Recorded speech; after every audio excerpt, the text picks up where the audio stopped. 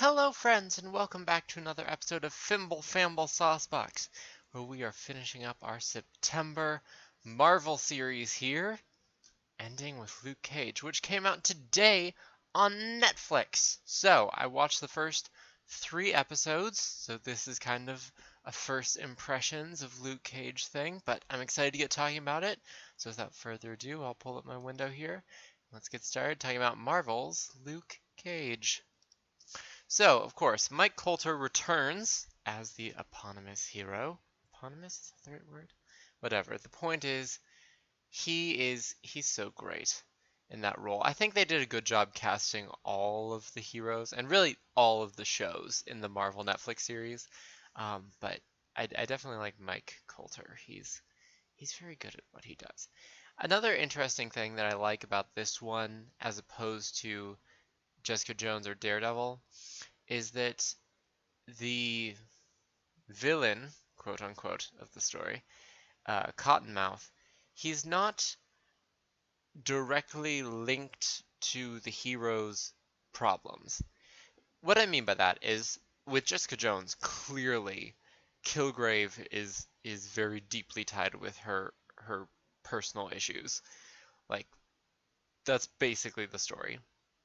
And then with Daredevil in the first season, you sort of had Daredevil versus Wilson Fisk. Like, how best do you show your love for the city that you live in? You know, they both love Hell's Kitchen, but they sort of had different ways of showing it. And then, um, in the second season, it was Daredevil versus the Punisher and Elektra and some other people, and it was sort of like a moment of how far is too far when it comes to vigilantism.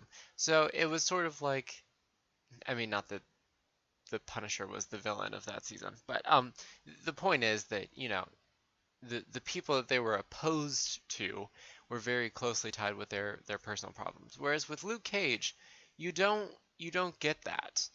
You don't get that. Like, really, Luke doesn't have that much interaction with Cottonmouth. And then whenever he does, it's not like a, I mean, it is a personal thing, but it's like more of a protecting the neighborhood kind of thing. That being said, Cottonmouth himself is portrayed in the same way as Fisk and Kilgrave, that they're clearly the antagonists of the story, but there's also an impression you get of they're trying to do something more, or like they're trying to be something better but in a bad way, like they're going about it a bad way. The point is, with Cottonmouth, you have a man who knows he's a criminal. I mean, he doesn't try to hide the fact that he's like a gangster, but he's a gangster. He's a gangster.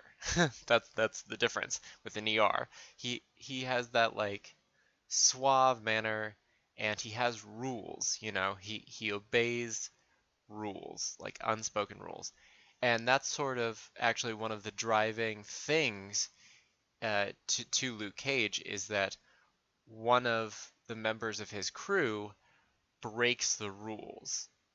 And that's actually what drives Luke Cage into vigilantism, is that this rule is broken. But also, Cottonmouth understands that the rule was broken, and he actually ends up killing the guy who broke the rule, which because Cottonmouth has his rules that he won't break. You know what I mean? Like, he has. Do you see what I'm trying to say? He's trying to operate his criminal business within a certain set of standards. Like, there are just rules that you don't break, and one of his crew broke them, and that's kind of what messes everything up.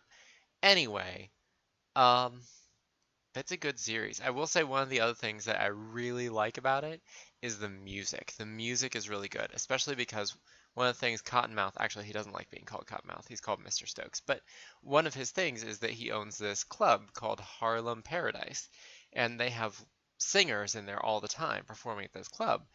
And a lot of the action scenes, or the scenes of like violence or importance to the plot, are set to these songs sung by these singers at the club.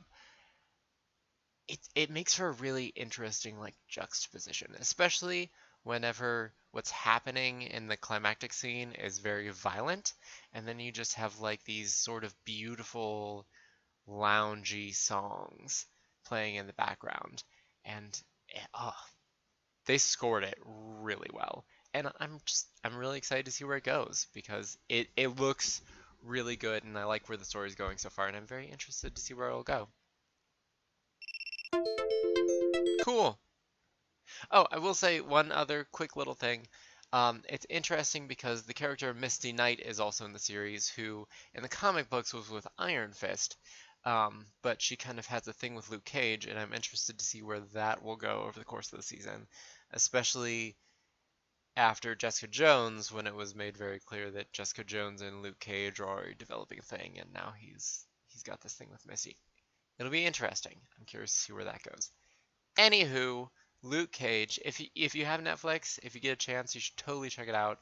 It's awesome. I love all the Marvel Netflix series, and I'm excited to finish watching Luke Cage. And then we have Iron Fist next year, and then Defenders crossover. So lots of stuff to look forward to. So exciting stuff. And that's all for our Marvel series here on Fimble Famble Saucebox, which means we'll be moving into October, into the unknown. I mean, I have ideas of things to review coming up. I don't know what I'll review next week. We'll see. Perhaps some horror movies, I'm thinking, for October would be a good theme to do for Fimble Famble Saucebox. We'll see how it goes. Anyway, thank you so much for joining me. If you liked the video, you should definitely hit that like button. If you didn't like it, you can hit the dislike button. That's fine. Comments, positive, negative, leave them all below. And more than anything, I hope you have a lovely day, evening, or whenever you happen to be watching. And thank you so much for watching. And until next time, this is Janky Shenanigans, signing out.